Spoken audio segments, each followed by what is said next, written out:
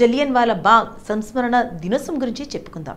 భారత జాతీయోద్యమ చరిత్రలో అత్యంత దురదృష్టకర హీయమైన సంఘటనగా జలియన్వాలా బాగ్ దురాగతం నిలిచిపోయింది. నాటి వలస పాలకుల దుశ్చర్యకు వందలాది మంది అమాయక ప్రజానికం ప్రాణాలు పోగొట్టుకున్నారు. వీరిలో మహిళలు, చిన్నారులు సైతం ఉన్నారు. జలియన్వాలా బాగ్ అనేది అమృత్సర్ నగరంలోని ఓ తోట.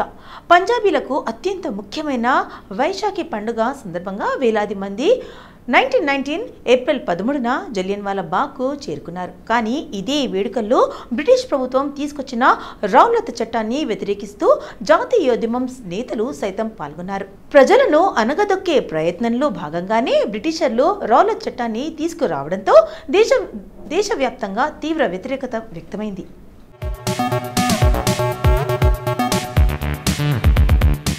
ఇక ఇందులో భాగంగా నిరసనలు, ఆందోళనలు చేపట్టారు. ఈ సందర్భంగా డాక్టర్ సైఫుద్దీన్ కిచ్లు, సత్యపాల్ వంటి నేతలకు అరెస్టు చేసి దేశ బహిష్కరణకు విధించారు. దీన్ని ఖండిస్తూ దేశవ్యాప్తంగా ప్రజాందోళనలు నిర్వహించారు. జలియన్వాలా బాగ్లోనూ వారి అరెస్టులను ఖండిస్తూ సంఘీభావం తెలియజేశారు. జలియన్వాలా బాగ్ ఉదంతానికి ముందు రోజే జనరల్ జినోల్డ్ డయర్ జలంధర్ నుంచి అమృత్సర్కు ట్రాన్స్ఫర్ అయ్యాడు. అతడు వచ్చి రావడంతోనే బహిరంగ ప్రదేశాల్లో జనం గుమ్మిగూడటంపై ఆంక్షలు విధించాడు. వైశాఖి పండుగ వేడుకలు చేసుకునేందుకు దాదాపు 20,000 మంది సిక్కులు, హిందువులు, ముస్లింలు జలియన్వాలా బాగ్ ప్రాంతంలో సమావేశమయ్యారు. దాదాపు 7 ఎకరాల్లో విస్తరించి ఉన్న ఈ తోట చుట్టూ ఎత్తైన గోడ, అక్కడక్కడ చిన్న చిన్న ద్వారాలున్నాయి.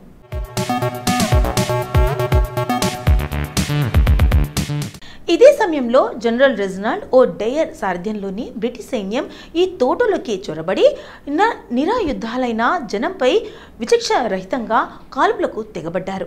మొత్తం 50 మంది సైనికులు 10 నిమిషాల పాటు 1650 రౌండ్లు కాల్పులు జరిపి నరమేధానికి పాల్పడ్డారు. ప్రవేశ మార్గాలను మూసివేసి గుమ్మిగూడిన జనంపై గుళ్లవర్షం కురిపించారు. నాటి పాలకుల అధికారిక లెక్కల ప్రకారం 379 మంది ఈ కాల్పులలో మరణించారు. కానీ ఈ ఘటనలో 1000కి పైగా చనిపోగా 2000 మందికి పైగా గాయపడ్డారు. ఈ హఠాత్ మరణానికి నిశ్చేష్టులైన ప్రజలు బయటకు వెళ్లడానికి వీలేని పరిస్థితుల్లో నెత్తురోడుతున్న పార్కు గోడలపైకి ఎక్కేందుకు విఫలయత్నం చేశారు. కొందరు అక్కడే ఉన్న నూతిలోకి దూకి ప్రాణాలు పోగొట్టుకున్నారు. తప్పించుకునే ప్రయత్నంలో అనేక మంది తీవ్రంగా గాయపడ్డారు.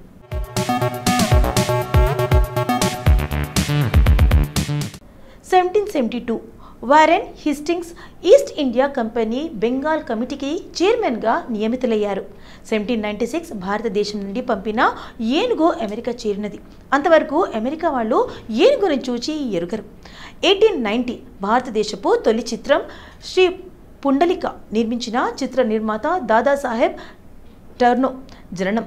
1919 భారతదేశంలోని అమృత్సర్లోని జలియన్వాలా బాగ్లో శాంతియుత సమావేశానికి హాజరైన వందలాది మంది నిరాయుద్ధులైన పురుషులు, మహిళలు, పిల్లలను బ్రిటిష్ ఇండియన్ ఆర్మీ యొక్క దళాలు ఊచకోత కోశాయి.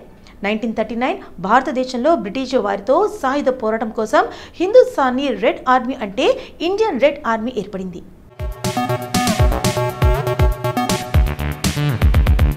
1984 కాశ్మీర్లోని వివాదాస్పద సియాచిన్ గ్లేసియర్ ప్రాంతంపై దాడి చేసిన ప్రాథమిక మేఘదూత వరకు భారత దళాలు పాకిస్తాన్తో సైనిక సంఘర్షణను ప్రారంభించాయి. 1984 షార్జా వేదికగా పాకిస్తాన్ను 58 పరుగుల తేడాతో ఓడించి భారత్ క్రికెట్ జట్టు తొలిసారి ఆసియా కప్ను కైవసం చేసుకుంది.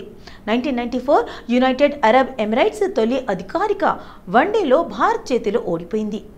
2012 అమెరికాలోని న్యూయార్క్ ఎయిర్పోర్ట్లో షారుఖ్ ఖాన్ 90 నిమిషాల్లో అదుపులోకి తీసుకున్నారు. దీనిపై భారత విదేశాంగ మంత్రి XM ఖన్నా ఆగ్రహం వ్యక్తం చేశారు.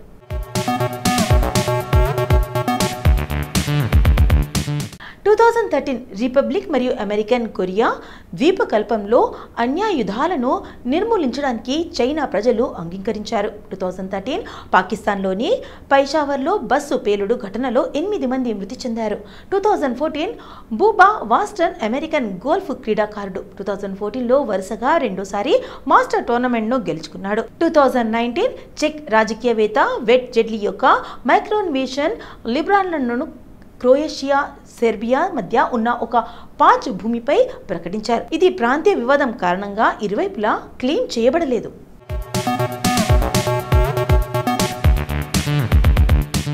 సతీష్ చంద్ర కౌశిక్ ఒక భారతీయ నటుడు, దర్శకుడు, నిర్మాత, హాస్య నటుడు, స్క్రీన్ రైటర్. అతను అనిల్ కపూర్, శ్రీదేవి, అమరీష్ పూరి నటించిన మిస్టర్ ఇండియాతో బాలీవుడ్లో తన ఖ్యాతిని పొందాడు. అక్కడ అతను క్యాలెండర్ అనే కుక్ పాత్రను పోషించాడు. సినిమాలో అసిస్టెంట్ డైరెక్టర్ కూడా. కౌశిక్ హర్యానాలోని మహేంద్రగఢ్లో ఏప్రిల్ 13, 1956న గౌరవ్ బ్రాహ్మణ కుటుంబంలో జన్మించారు. చలనచిత్ర నటుడిగా అతను మిస్టర్ ఇండియాలో, క్యాలెండర్, దివానా మస్తానాలో మరియు సారా గ్యావ్రోన్ యొక్క బ్రిటిష్ చిత్రం బ్రిక్ లేన్ 2007లో వచ్చిన చాను అహ్మద్ పాత్రలకు ప్రసిద్ధి చెందాడు.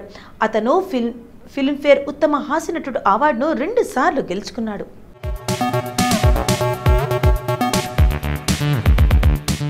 దినేష్ హింగు హిందీ చిత్రాల్లో హాస్య మరియు సహాయక పాత్రల్లో పోషించి భారతీయ నటుడు. అతను తక్దీర్ 1967 నుండి బీ కేర్ఫుల్ 2011 వరకు దాదాపు 300 చిత్రాల్లో కనిపించాడు. పార్సీ వ్యాపారవేత్తలో సహా అతని నవ్వు, వంచనలకు ప్రసిద్ధి చెందాడు. దినేష్ హింగోరాని ఏప్రిల్ 13, 1994లో వడోదరా, గుజరాత్లో జన్మించారు. అతను కుర్బానీ, సాజన్, బాజీగర్, జుదాయి, హేరాఫేరీ, ఫిర్ హేరాఫేరీ వంటి చిత్రాల్లో సహాయక పాత్రలు మరియు బిట్ పార్ట్లో చేశారు.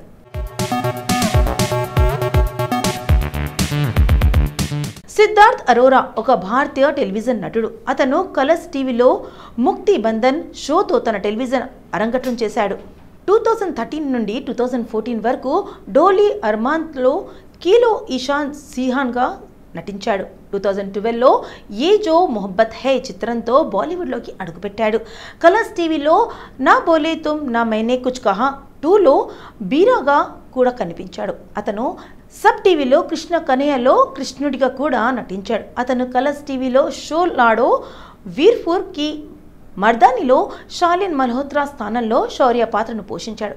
సిద్ధార్థ్ అరోరా ఏప్రిల్ 13, 1988న వారణాసిలో జన్మించారు.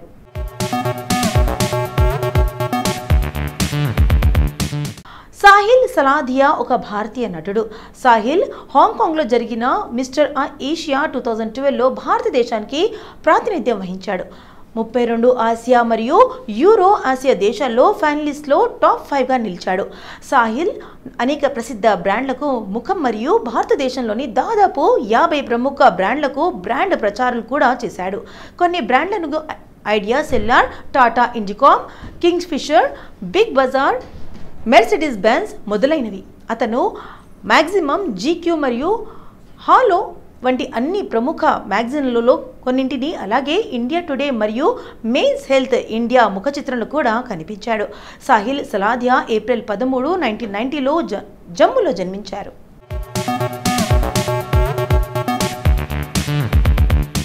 సో ఇదండి ఇవాళ మన బెస్ట్ ఆఫ్ ది డే. మరి ఈరోజు మన బెస్ట్ ఆఫ్ ది డేలో ఎన్నో ఆసక్తికరమైన విశేషాలు, మరి ఎన్నో తెలియని విశేషాలు తెలుసుకున్నాం కదా. మరి మరో ఎపిసోడ్లో మళ్ళీ కలుద్దాం. అంటే దెన్ టేక్ కేర్, బాయ్.